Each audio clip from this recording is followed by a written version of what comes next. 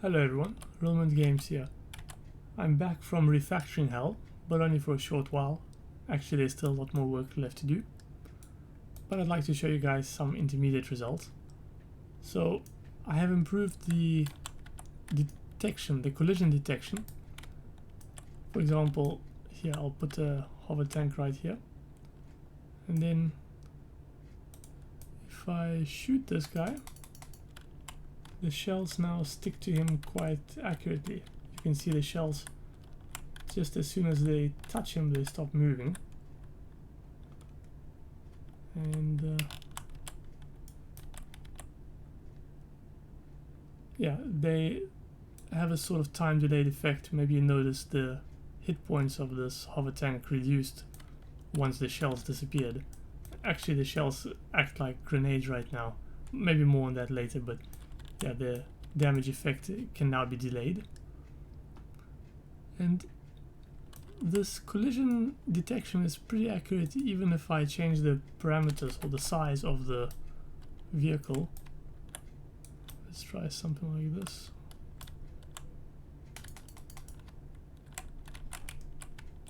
See, oops. See, even now it sticks to these new crevices in the tank.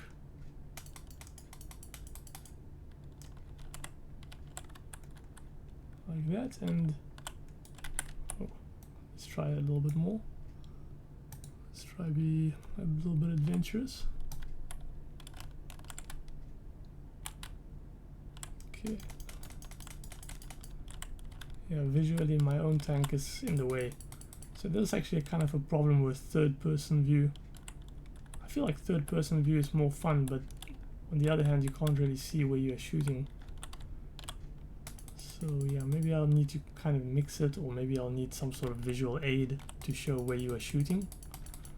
Anyway, I'm not really sure what to do about that. So yeah, if you guys have a comment, that would be appreciated. But yeah, what I want to show is this. See, it sticks pretty accurately to the shape, even though the shape changes. You can even try, let's see. I get lost now. Let's see, I make this one big and this one small. Oh, that's pretty cool.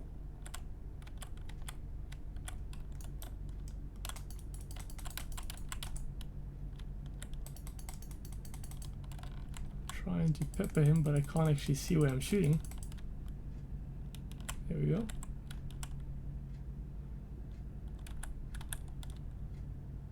Yeah, works pretty well. I mean, actually, it still has some bugs, but yeah, like I say, refactoring hell. I'm hoping to figure that out eventually. And yeah, the terrain is also quite accurate. Maybe not a complete 100%, but almost. See, almost sticks exactly to the shape. And I mean, even if I change the parameters of the terrain, because again this is procedural terrain,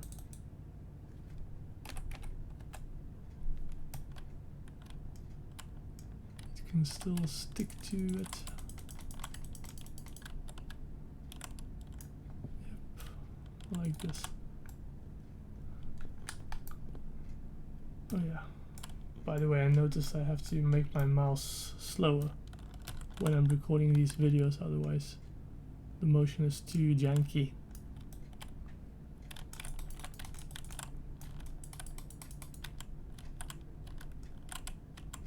I mean, it kind of doesn't bother you as a player, but it bothers you as a viewer.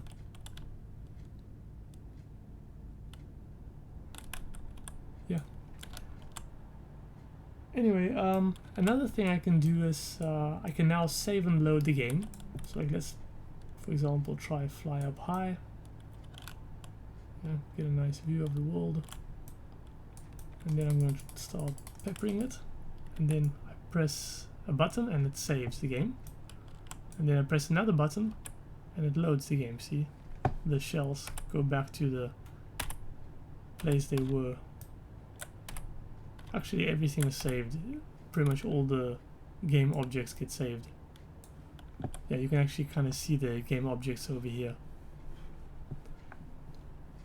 Okay, yeah, so then a little bit about refactoring hell. So this is kind of like I'm trying to improve the generality and the maintainability and readability of my code, because I actually started working on C instead of C++, and C is actually quite fast to develop because you don't really pay much attention to future, how you're going to use it in the future. You just kind of code it with raw pointers and arrays, and every time you make a new function you just figure out how to do what you want to do using just pointers and arrays, and that works. But yeah, eventually it becomes difficult to maintain and extend.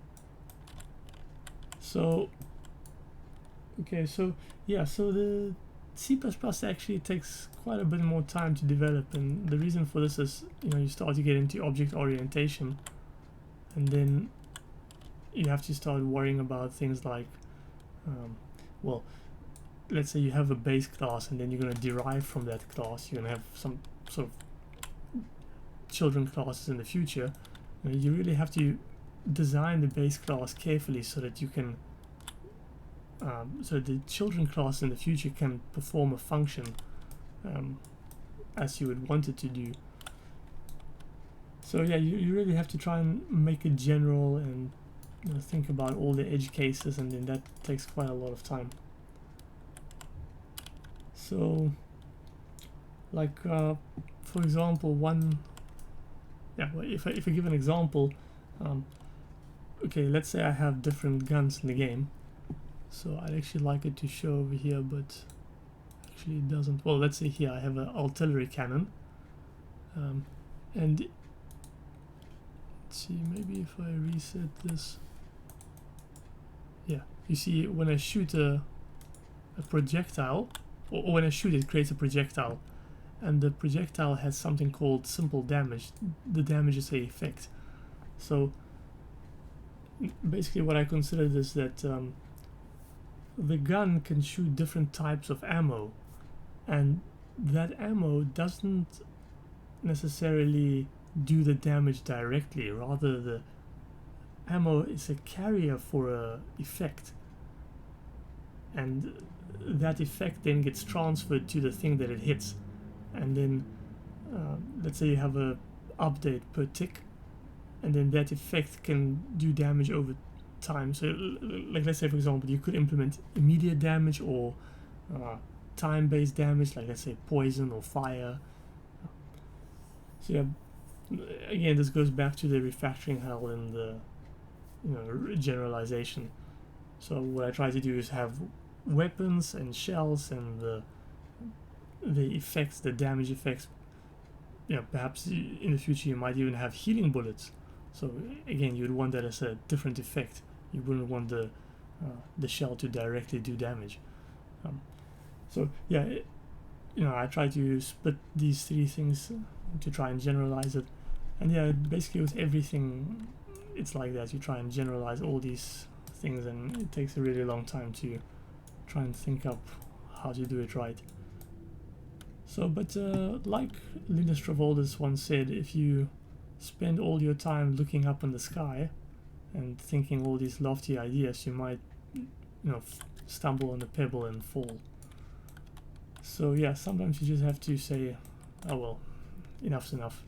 It's general enough. I just want a result. Let's try and focus on the immediate problem. Anyway, so some things you might have noticed, I actually have a new microphone. So my voice should be a lot clearer, but don't worry, the quality of the person behind the microphone didn't improve. Well, I think my presentation skills improved a little bit, but yeah, I'm still working on it. I think it's actually kind of like a quantity problem. There's this kind of theory that you can get quality via quantity. It's basically a matter of practice. The more you do something, the better you get at it. So I just have to keep trying to speak clearly and do it often, make many videos. And I also have a new graphics card, as you might notice, RX 580. I still have the NVIDIA one as well, but yeah, maybe I'll try to do some sort of heterogeneous graphics in the future, use both at once. But anyway, so yeah, if you guys like this kind of content, then please subscribe, and I'll see you guys next time. Bye.